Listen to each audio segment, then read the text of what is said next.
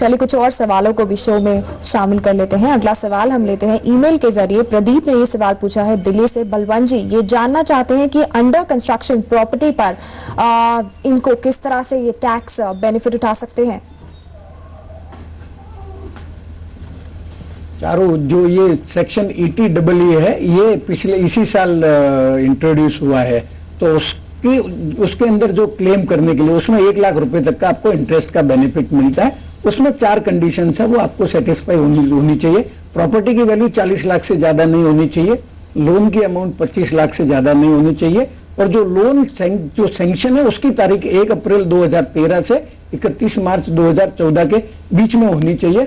और जिस दिन आपका ये लोन सैंक्शन हुआ उस दिन आपके नाम से और दूसरी कोई प्रॉपर्टी नहीं होनी चाहिए। तो बस ये जो प्राइमरी कंडीशन है कि आपने लोन लिया है होम के लिए, घर के लिए, परंतु जो घर है वो कंप्लीट हुआ या नहीं हुआ उसके कोई रिक्वायरमेंट नहीं है। जैसा 80C और 24B का जो डिडक्शन है वो क्लेम करने के पहले आपकी जो हाउस प्रॉपर्टी है वो रेडी होनी चाहिए। तो मेरी राय में 80EE का जो डिडक्शन है 1 लाख का, वो आप अंडर कंस्ट्रक्शन प्रॉपर्टी के लिए भी ले सकते हैं। परंतु ये जो एक बार आपने अगर 80EE में ले लिया तो फिर आप उसका जो डिडक्शन है वो 24B में बाद में नहीं रखनी जरूरी है।